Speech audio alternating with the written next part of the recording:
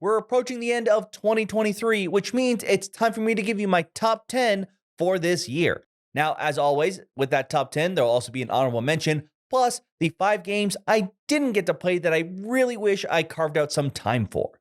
So let's take a look and see which games, at least to me, I thought were my favorites for this year.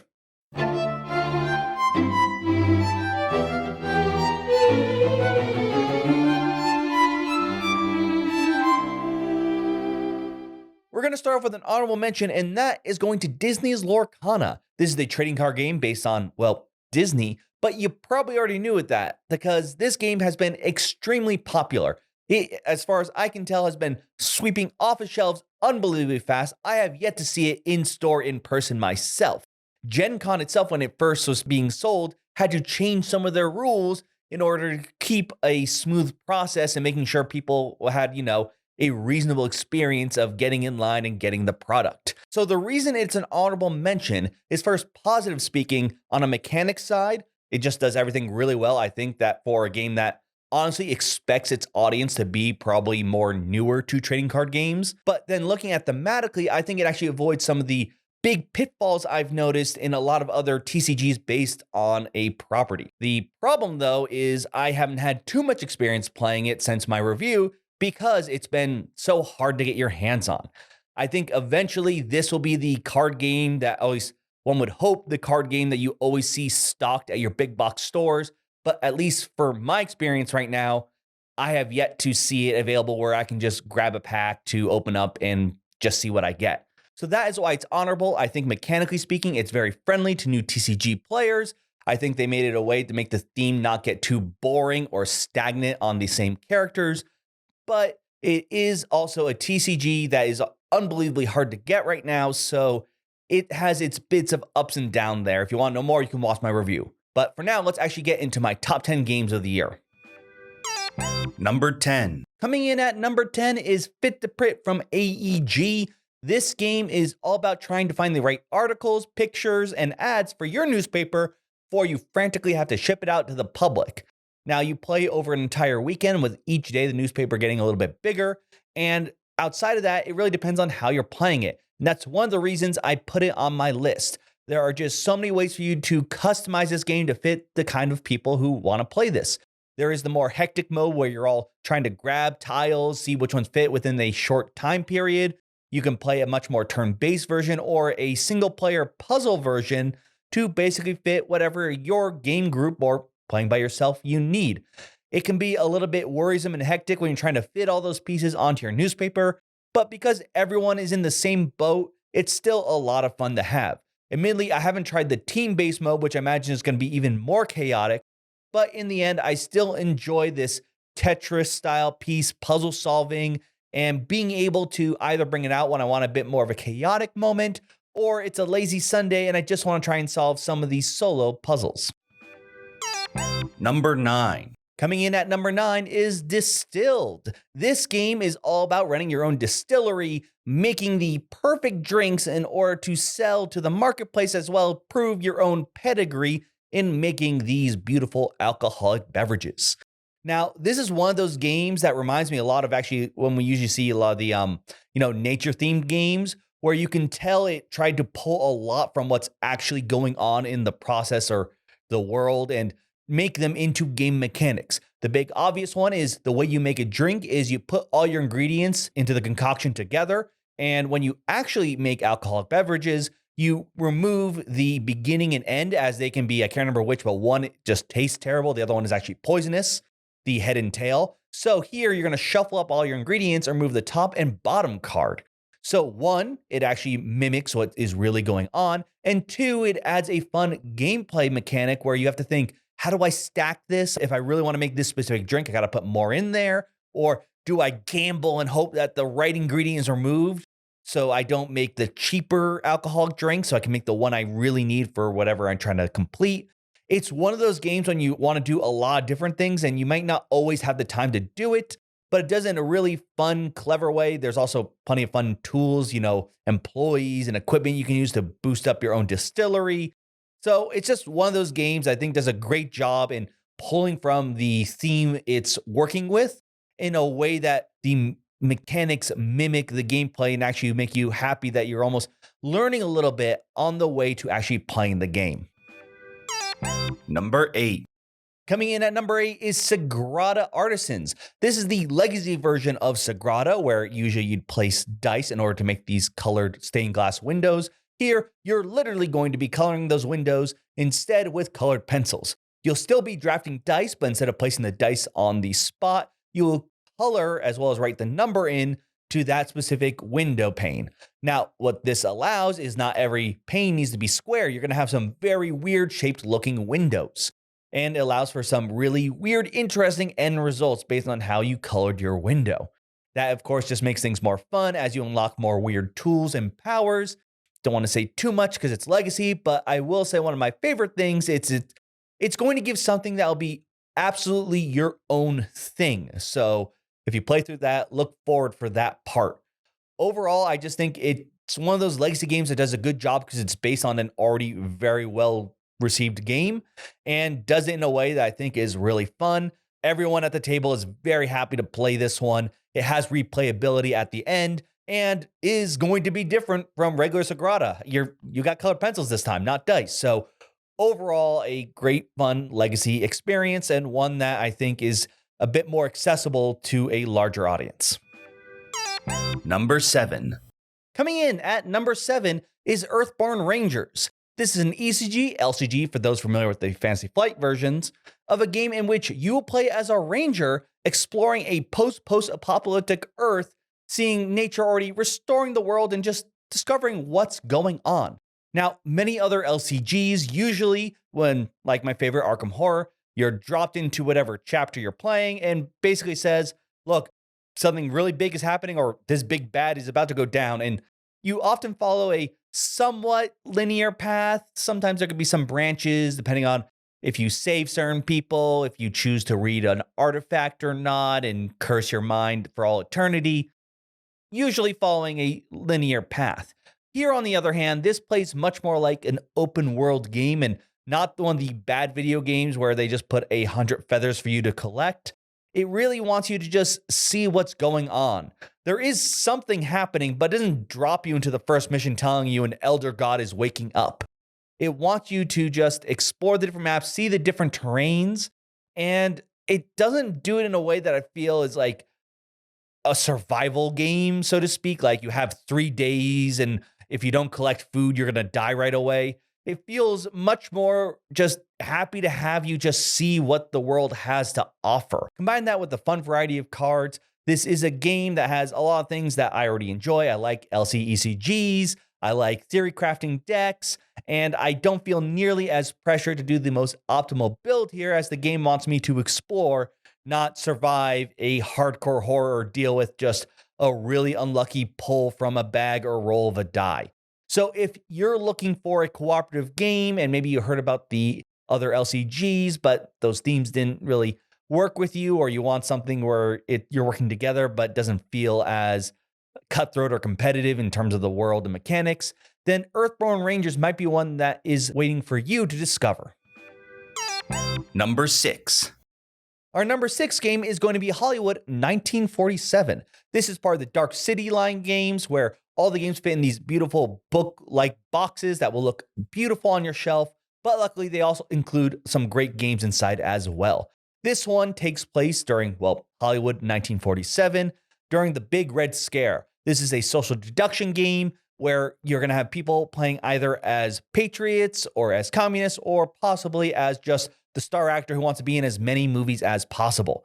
I'm not usually the kind of person who loves social deduction games, so when there is one that I actually really enjoy playing, to me, that's a very good sign.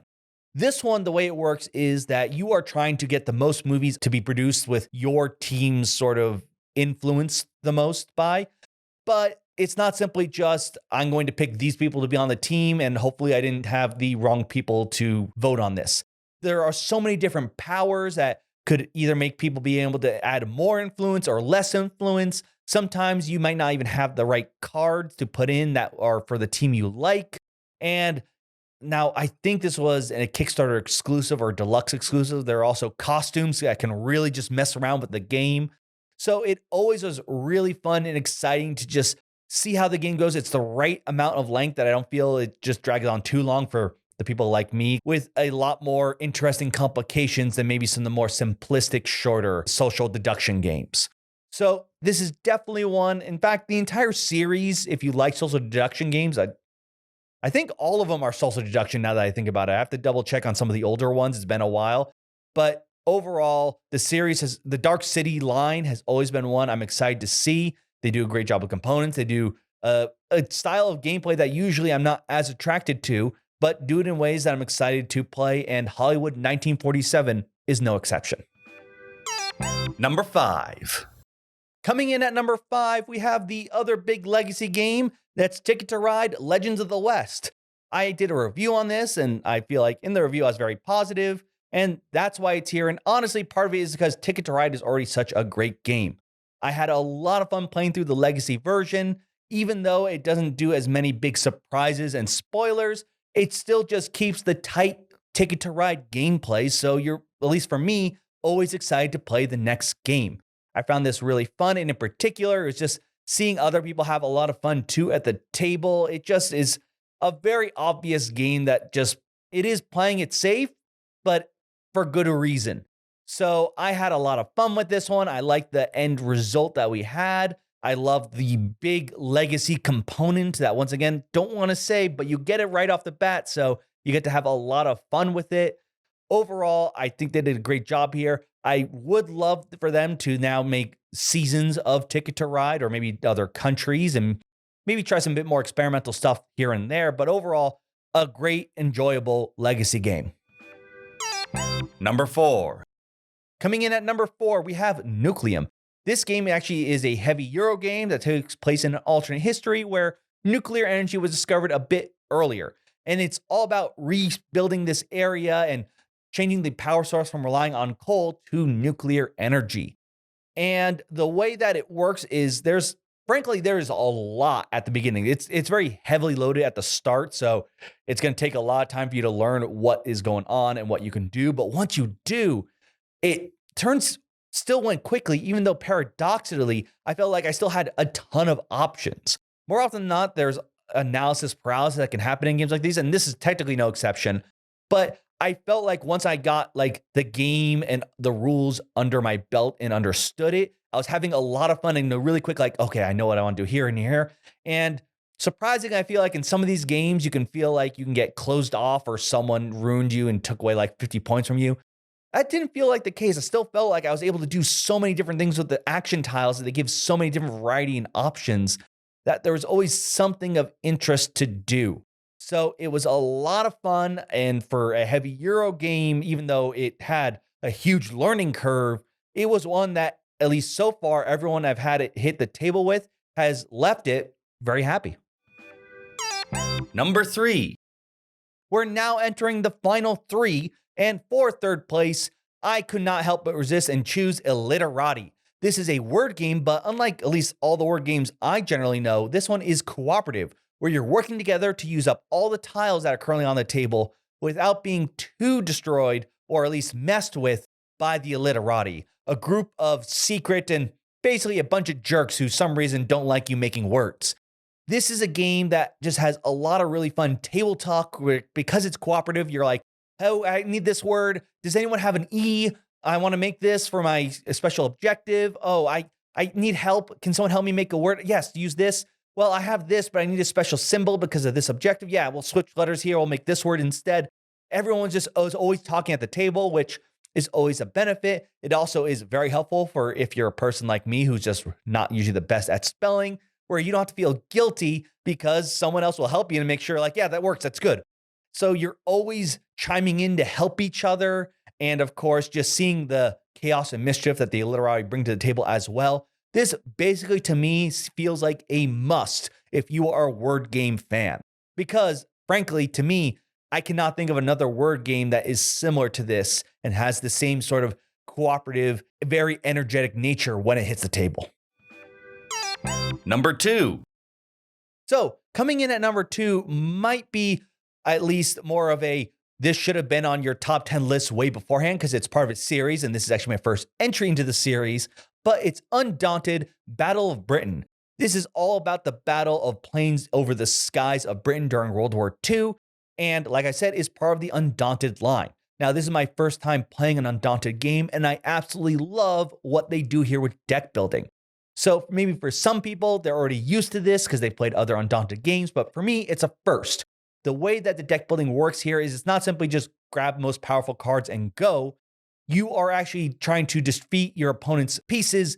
And the way that works is if you're able to land a hit, you actually remove cards from their hand, deck, or discard. And if they don't have any cards relating to that piece, that's how you actually destroy it. So this changes how you play because if you have certain cards in hand, you may want to play your stronger card for initiative. Maybe you want to buy more cards of a certain piece if you don't want it to be destroyed. So it adds a lot more interesting deck building elements outside of just buy biggest card for combos. And that combined with an actual battle strategy map adds all that extra elements. I don't think deck building games can just be a deck building game anymore. It needs that be combined with another mechanic, and Undaunted absolutely does it. So for those of you who are veterans, I'm sure this may be a bit more of a wag of the finger at me and be like, well, yeah, you should already be excited about playing these games. But for me, at the very least, for first time going into it, I can see why this is already a beloved series. And not only do I want to play all the previous ones, I'm very excited for their new futuristic one on the horizon. Either way, Undaunted Battle of Britain, absolutely 2 thumbs up, and definitely not just suggesting for you to play this game, but others in the Undaunted line.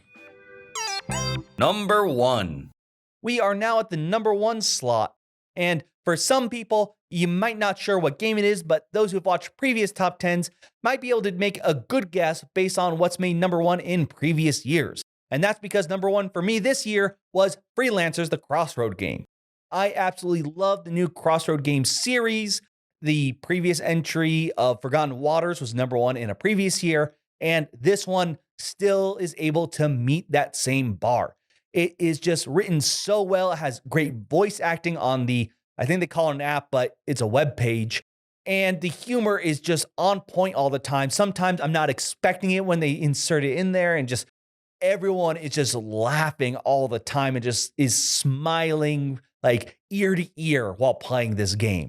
This also adds some new mechanics, the title system, which is really clever and fun, which actually makes perfect sense when you think of all the times you play things like D&D campaigns and you slowly become like the betrayer, the destroyer, or, in our campaign case, the one who kicks a lot. You just come up with all this fun exploration. It keeps all the great fun moments and gameplay mechanics and that right amount of just adding your own little flair and twist when naming characters and coming up with your own little weird stories and backgrounds. It just does everything I love, and I'm always so excited for this one to hit the table. I absolutely highly recommend, obviously, because it's number 1, for both this one, or if you prefer Pirates, Forgotten Waters. Either way, it's going to be a fantastic time. So that is my top 10. I'm really curious to hear what your thoughts are, if you agree or disagree with my picks. I did notice at the very least 3 of them heavily rely on already being part of a well-established line and series of games and well-known mechanics, but they're still very good games, so I still had a lot of fun playing them. But I didn't get to play every game that was out there, so here are 5 big ones at the very least to me that I feel like I really wish I got the chance to try and see if they would have made the list. First, an honorable mention for this one, and it's going to be Kuntahora, which I'm probably mispronouncing horribly, so apologies in advance. The reason this one is honorable is because I actually do already own this. I just received it unbelievably late in the month, and frankly didn't have the time to play it to actually see how it ends up on the list. But it's on my shelf. I've popped out everything. I've set up the playboards. It's ready to go, but unfortunately didn't really get those play sessions in to actually be able to say whether I absolutely love the game or whether or not it would not have made the list. But that is why it has made an honorable mention, and hopefully one that I could rectify very soon. Moving from there, though, at number 5, we've got Dune Imperium Uprising. This one is obviously, Dune Imperium was an amazing game, absolutely great. And one of the reasons, though, I didn't play it was because this wasn't a crazy shift. It adds a lot of cool new things, and I'm sure I'd absolutely loved it, but it wasn't something so crazy that I felt like I had to go right out of my way to pick it up.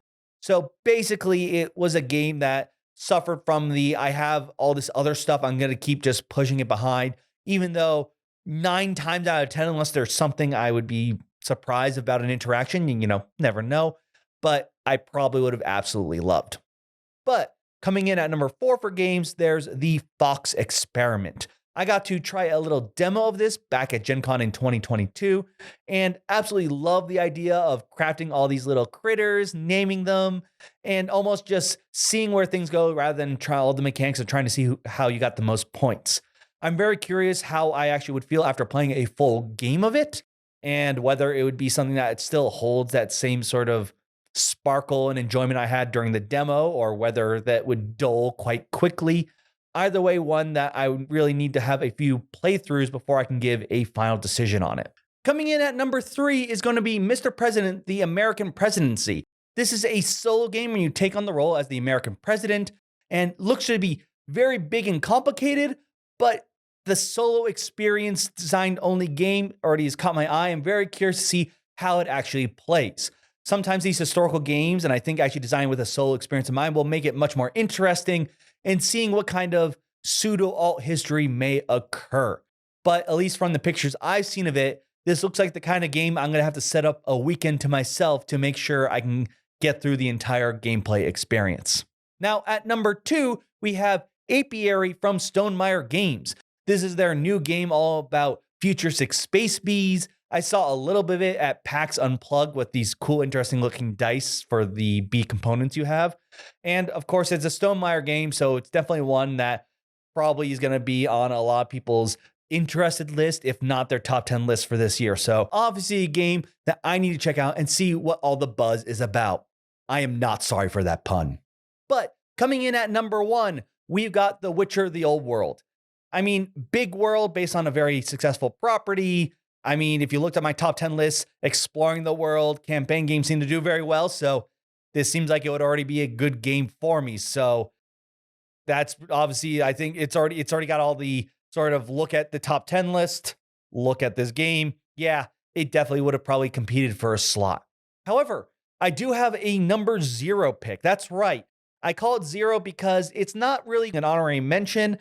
And of all the titles on my list, it'd be the one that most people are going to be mad at me about for not playing.